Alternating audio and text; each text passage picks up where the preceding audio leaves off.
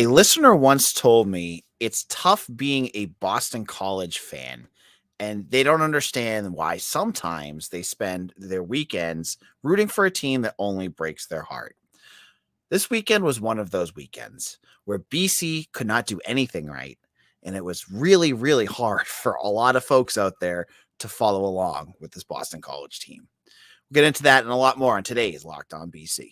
You are Locked On Boston College, your daily podcast on the Boston College Eagles, part of the Locked On Podcast Network, your team every day.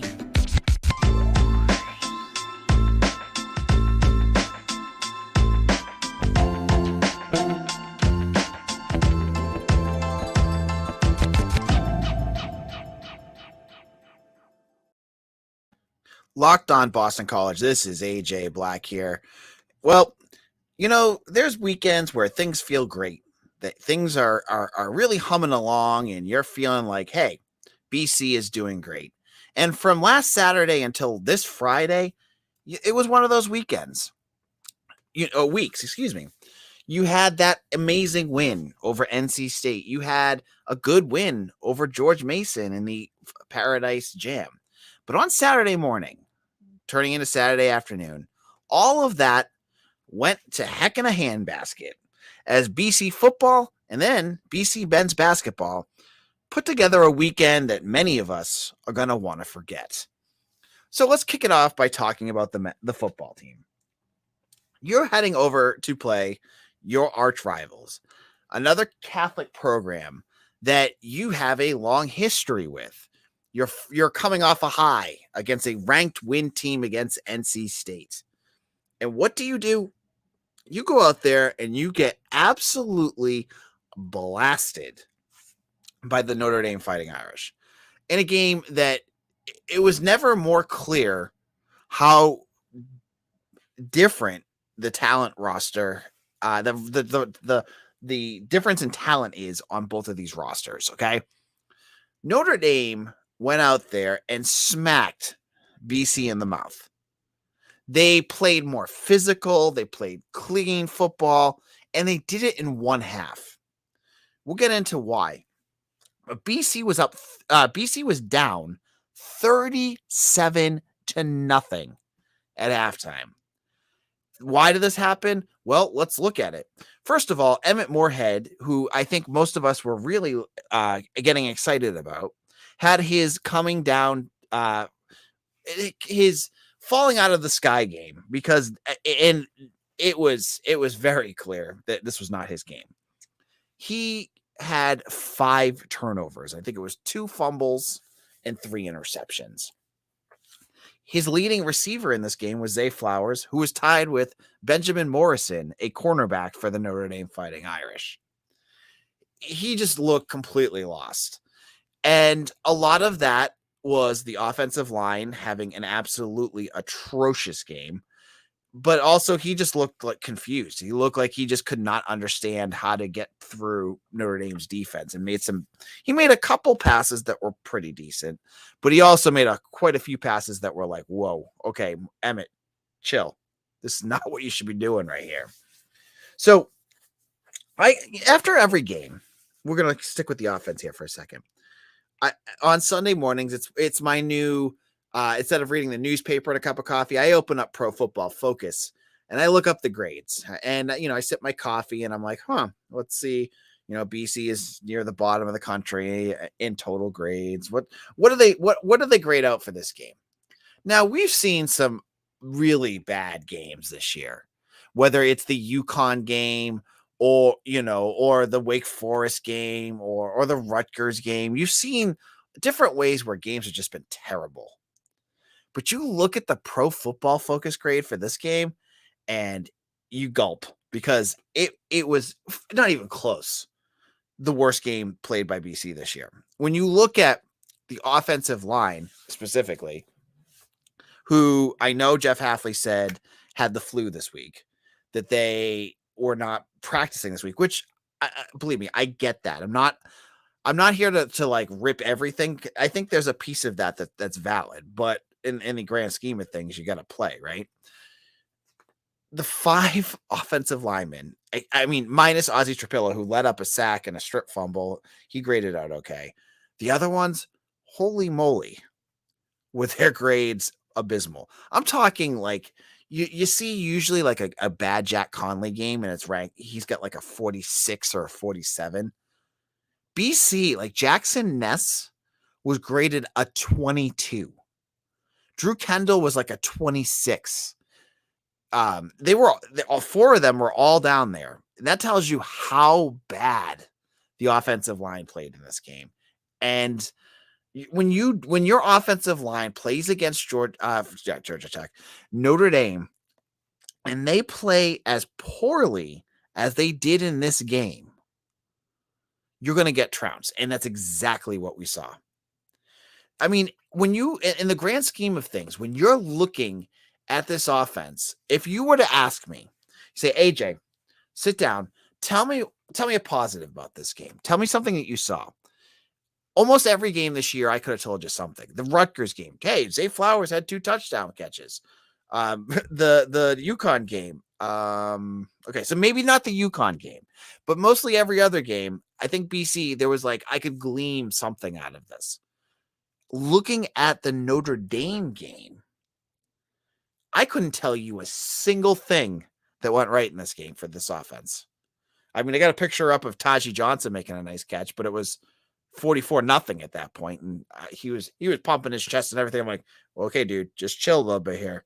But you know, Zay Flowers, he was irrelevant. We didn't see much of anybody. Joseph Griffin didn't do much. Obviously, the run game has been irrelevant. George Takis, I think, got hurt. It was a dumpster fire. If you want to use that term, a dumpster fire game, this was a dumpster fire game. There's no other way to put it. I mean, I look at this game and I say to myself, this offense did nothing. I am now more concerned about Emmett Moorhead.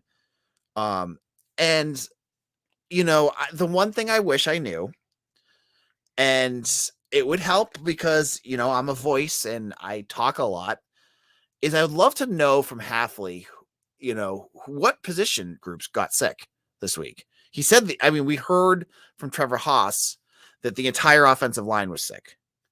That's a big deal. That is a big deal. I know folks don't like excuses, but when your entire offensive line has the flu, it's kind of a big deal. Not excusing the way that they played, but I'd love to know what other position groups, because it helps balance what I'm thinking in my brain, which is this group just looked completely unprepared. This group didn't look like they didn't belong out there. But if I knew, like, hey, okay, so this guy was sick, this guy was sick, this guy was sick, it would help me kind of just like cushion what I think. Like, I wouldn't be so reactive to how this offense played, which was terrible. It was just terrible. There was nothing good about this. And this whole game, and Mitch couldn't make it today. He's at a wedding, but the two of us were talking, like, there's nothing really to talk about this game other than they were bad. They were really, really bad on offense. And we're going to get to the defense in a second, which was also really, really bad. Now, if you've thought about security for your home with home security, but have been putting it off, you'll want to listen up. Right now, Locked On Boston College listeners can order the #1 rated SimpliSafe home security system for 50% off. This is their biggest offer of the year, and you won't want to miss it. Here's why I love it. They have 24/7 professional monitoring agents using Fast Protect technology exclusively from SimpliSafe to capture critical evidence and verify the threat is real, so they can prioritize police response. SimpliSafe is a whole home security with advanced sensors for every room. And with 24/7 professional monitoring, service costs less than $1 a day, less than half the price of ADT. With the top-rated SimpliSafe app, stay in complete control of your system anytime, anywhere. Arm or disarm, unlock for a guest, access your cameras, or adjust system settings. This is huge stuff for the holidays. You need to check this out. So don't miss your chance to save big on the only security system I recommend. Get 50% off any new SimpliSafe system at simplisafe.com/Boston Lockdown College. That is simplisafe.com/Lockdown College. There is no safe like SimpliSafe. Locked On Boston College, AJ Black here. If you have not done so already, if you're listening to us and you like you want to support this podcast, the best thing that you can do is go over to youtube.com, look up Locked On BC, and hit that subscribe button. If you're already on our YouTube page and you're listening to this live right now, hit the subscribe button. You'll be getting lots of BC videos and previews, all sorts of good stuff put up to our YouTube page. And there's a great community of BC followers and community members that you'll want to connect with as well. So make sure you hit that subscribe button. So I'm in a mood today. I'm going to tell you right now, just one of those weekends where it's tough to write about this team. It's tough to continue covering it because I know you guys are done with it. And it just feels like you just want this season to end. Yes, last week was great, but then when you sandwich it with this turd, it really puts a bad taste in your mouth, right? So we looked at the offense in the first segment. Now let's look at the defense, they also need to be held accountable because they were beaten up badly too. Now, last week, when I did my preview with Mitch, I admit one piece that we didn't really bring up a lot about was the run defense and the fact that Notre Dame had been running wild over everyone that they played against. I had said all along that I thought BC would be able to keep this within the 20 points for the spread. However, I did couch it by saying that if a big amount of the team was sick, I put it up to like 31-10 or 35-10, I think it was, or something like that. So it wasn't that far off. The defense, watching them play, the past defense, they didn't have to do a lot. Drew Pine only threw for about 150 yards. Michael Mayer didn't have any insane plays because he didn't have to. Because Notre Dame ran for 7.4 yards per carry on their way to 280 yards, and I think it was 4 rushing touchdowns. And every time that they ran the ball, whether it was with a Stemmy or the other guys on their roster, the other running backs, it felt like they were going to run 6+ yards. And they did over and over and over again. Notre Dame has an amazing offensive line. And as Jeff Hafley said after the game, probably the best one that they've played all year. Jarrett Patterson, their safety, should be the winner of the Remington Award this year. He has not allowed a sack since being at Notre Dame. Can you imagine that? Like, look at BC's offensive line. You've got guys on there that have given up 6-7 sacks this year. This guy has not given up a single sack his entire career at Notre Dame. They owned the line of scrimmage, and BC didn't do themselves any favors when they got their hands on these running backs who were bigger, who were more physical, who were faster. Because they I think it was they had 11 missed tackles. They had a ton of missed tackles in this game. They had guys with multiple missed tackles. I know Cole Batson had a tough game. Jaden Woodbay had a tough game. They were just beaten up. And when you do that, when you getting beaten in the trenches, and on top of that, you are missing tackles, you're going to lose. So Notre Dame, they scored at will in this game. They were up 37-0, as I said, at halftime. And the only reason that this game didn't turn into their biggest loss, which was 55-7 in 1992, the year before the David Gordon kick, the only reason this didn't get worse than that was the snow. Because at halftime, the idyllic Notre Dame Stadium turned into a winter wonderland of snow. And it was funny to watch on TV because NBC didn't seem to have an idea that it was coming, and their recording was almost, you couldn't see what was going on. You could see colors on the screen, but you couldn't see the plays. You couldn't see what happened. It was a mess. They eventually figured it out, got it fixed. But after halftime, there was 7 points scored. And just like every one of us that was watching this game, it felt like both teams just wanted to get off the field. They just wanted to end this game. And so they just ran and punted and kicked and punted and punted and punted. And then, turnovers and all sorts of things like that. I think when you're looking at this, when you're looking at the second half, it was just like it was a non-factor. It's not even worth talking about the second half because there was nothing to talk about. There was no points scored. There were 7 points scored. That was it. There was a couple turnovers.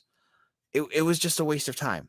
And it's at those points where I'm just like, just end the game so Emmett Morehead doesn't get hurt. End the game so we don't have any injuries. But it was depressing. This was a depressing football game to watch because, as I said, all the goodwill that BC earned with that hard-fought win against NC State just went away. There was nothing there for BC fans to glom onto.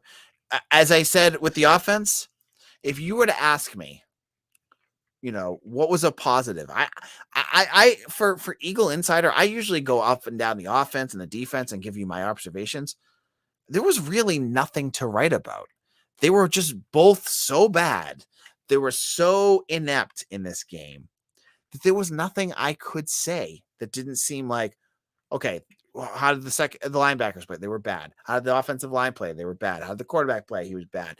Well, how was the wide receivers? They were invisible. Like it was one of those games. It just was like, just end this nightmare now, and let's move on. Now, we're recording this live. It's about 11 o'clock on a Sunday night. I just finished watching the Tarleton BC game. And before we get into the basketball, Jeff Shell, who's listening, has a question. Jeff Hafley said multiple times that this was the biggest O-line he's faced. How can he justify his own preference for a smaller, faster, and athletic D if that's what's going to happen against a real offensive line? It's a great question. I mean, when you're looking at some of the things that Hafley's saying, you have every right to start to wonder if the choices he's making are the right ones for BC. And if you're starting to doubt it, again, like it's fair game. And I wonder too. I wonder if not having a big physical, like some of these big physical defensive linemen are going to, if that's going to hurt you when you play a team like Notre Dame. But we'll have to wait and see. But thank you for your question, Jeff. Now, because this is an episode that is filled with negativity and a lot of doom and gloom, we're going to continue down that road in a moment when we talk about basketball, who had a mind-blowing loss on Sunday night against Tarleton State, a school I had never even heard of before Sunday. Now, our partners at Nissan have been working with us to create a new segment across Locked On College Network titled Thrilling Moments. The thrilling designs behind the new lineup from Nissan are intended to empower drivers in vehicles as capable as the drivers themselves. When I think of unbelievable abilities on the field for this week's thrilling moment, it has to be Tyler Murphy against USC. In a game BC was underdog to lose by multiple touchdowns, Tyler Murphy had a game of his lifetime, scoring on a 60-plus yard touchdown run in the closing seconds to secure a win. It was a thrilling victory for BC and a moment that Boston College fans will never forget. This segment has been inspired by the thrilling new designs featured across Nissan's new lineup of vehicles. Pursue what thrills you in the all-new Frontier, Armada, or Pathfinder today. Available at NissanUSA.com. All right, this is Locked On BC. Now, this weekend, there was the multi-team tournament. The BC scheduled to play in the U.S. Virgin Islands. And if you were listening on ESPN3, you have that U.S. Virgin Island song stuck in your head because that freaking commercial was played approximately 45 times during each game. So I probably heard it about 90 times over the last 2 days. Now, BC, they started off the weekend on a positive note. As I said, they played well against George Mason. They jumped out to a huge 20-point lead. Their offense looked crisp. They did everything that they needed to do to beat a team that was a Ken Palm rating inside the hundreds.